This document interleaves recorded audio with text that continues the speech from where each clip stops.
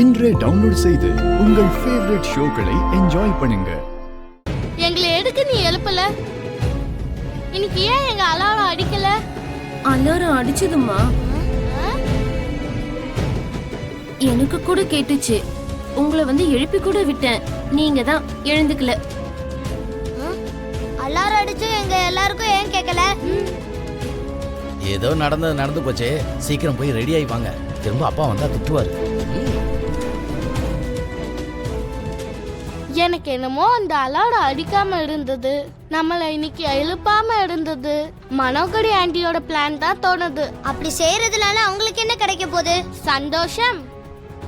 உண்மையா சொல்றேன், அவங்க தான் ஏதோ பண்ணிருக்காங்கன்னு தோணுது. என்ன சொல்ற அம்மு? யார் என்ன பண்ணாலும் நம்மளால இன்னைக்கு டாடி ரொம்ப கஷ்டப்பட்டாரு. இன்னொரு தடவை இப்படி நடக்காம பாத்துக்கணும். வாங்க.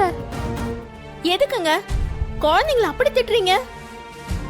ஏதோ ஒரு நாள் லேட்டா எழுந்துட்டாங்கன்னு நீங்க அப்படி கத்துனா குழந்தைங்க உங்ககிட்ட எப்படி பேசுவாங்க? இதுக்கு முன்னாடி நீங்க கோவப்பட்டாலும் அட்ஜஸ்ட் பண்றதுக்கு நான் இருந்தேன். இப்பதான் நான் இல்லல்ல. அம்மா மாதிரி நீங்க தான் பாத்துக்கணும். அப்பா மாதிரி நல்லது கெட்டது சொல்லணுங்க. உங்ககிட்ட தான் பேசிக்கிட்டு இருக்கேன், மைக்ல சொல்ற மாதிரி கத்துறேன்.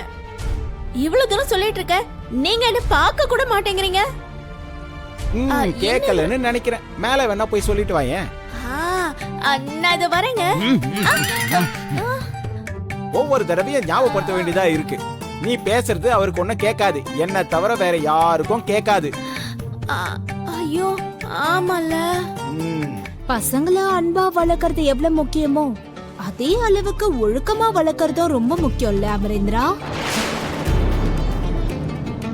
அருந்ததி இல்லாததுனால ஆண்டியும் அங்கிளும் அவங்கள பாசமா பாத்துக்கிறேன்னு பசங்களை இன்னும் மோசமாக்கிக்கிட்டு இருக்காங்க. என்னாலதான் எதுவுமே சொல்ல முடியல. பசங்களும் நான் ஒழுக்கமா இருக்கணும்னு சொல்றத தப்பா புரிஞ்சுக்கிறாங்க. அதனாலதான் அவங்க ஒழுக்கத்தோட வளர்றதுக்காகவும் அவங்க நல்லா படிக்கிறதுக்காகவும் நாம அவங்கள ஹாஸ்டல்ல ஜாயின் பண்றதுதான் பெஸ்ட்னு எனக்கு தோணுது.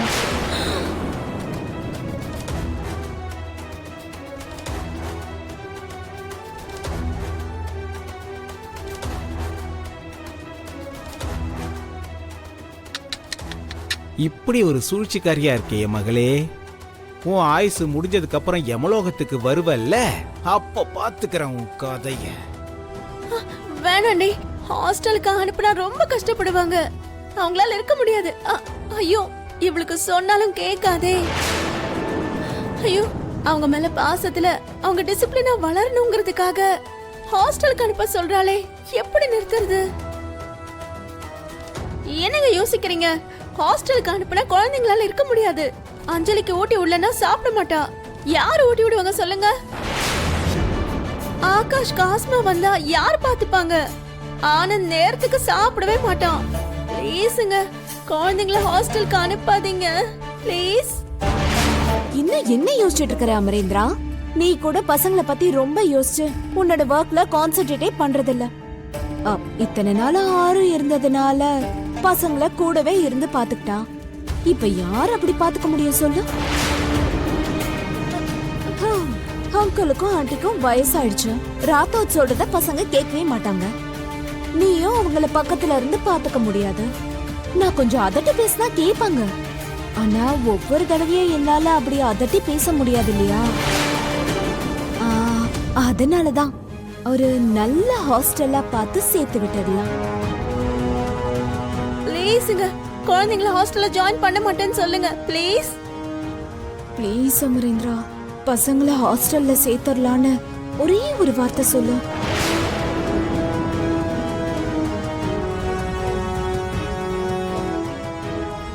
பசங்களை ஹாஸ்டல்ல ஜாயின் பண்றத நிச்சயம் முடியாது.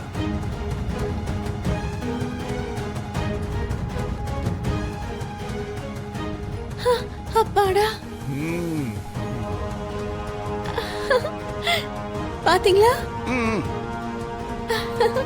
நீ அருந்ததியோட ஃப்ரெண்டா இந்த வீட்டுக்கு ஜஸ்ட் ஃப்ரெண்டா மட்டும்தான் வந்திருக்க. நான் எப்பவும் உன்னை பசங்களை பார்த்துக்க சொல்லி சொன்னதில்ல, சொல்லவும் மாட்டேன். நான் அப்படி சொல்ல வரல. நீ அப்படி சொல்லல. ஆனா நான் உனக்கு புரிய வைக்கிற மனோகரி, உன் லைஃபை விட்டுட்டு என் பசங்களை பார்த்துக்கன்னு சொல்ற அளவுக்கு ஒன்றும் நான் சுயநலவாதி கிடையாது. நீ எப்ப நினைச்சாலும் அப்பவே இந்த வீட்டை விட்டு கிளம்பி போகலாம்.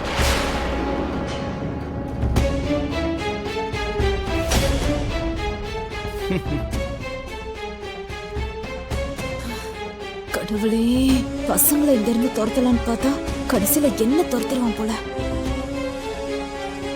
ஆறும் இல்லாம இருக்க வேண்டிய நாள் வரும்னு நான் நினைச்சு பார்த்ததே இல்லை. ஆனா வந்துருச்சு. அவ இல்லாம பசங்களை பாத்துக்கிறது கஷ்டம்தான். ஆனா எவ்வளவு கஷ்டமா இருந்தாலும் சந்தோஷமா பார்த்துப்பேன். அதை விட்டுட்டு என் பசங்களை நான் ஹாஸ்டல் எல்லாம் சேர்க்க மாட்டேன்.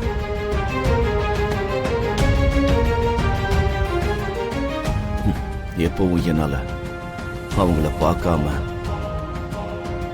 ஒரு நாள் கூட நிம்மதியா இருக்க முடியாது.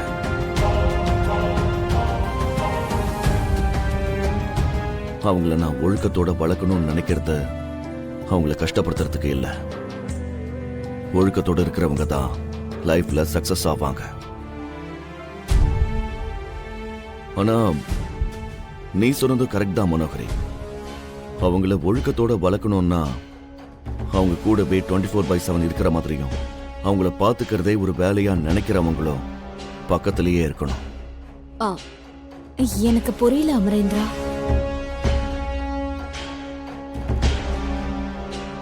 கேர்டேக்கர்.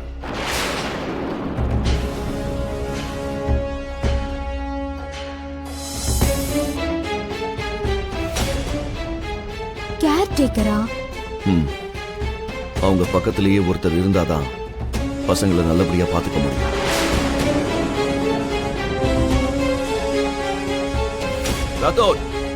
சார், பசங்களை பார்த்துக்கிறதுக்கு ஒரு கேர்டேக்கர் வேணும்னு பேப்பர்ல ஆட் கொடு.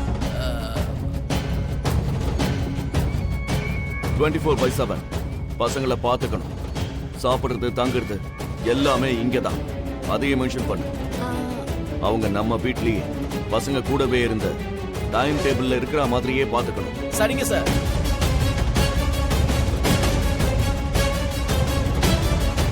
மனோகரி, அந்த கேர்டேக்கரை செலக்ட் பண்றத நீயும் அம்மாவும் பார்த்துக்கோங்க. சரி அமரேந்திரா.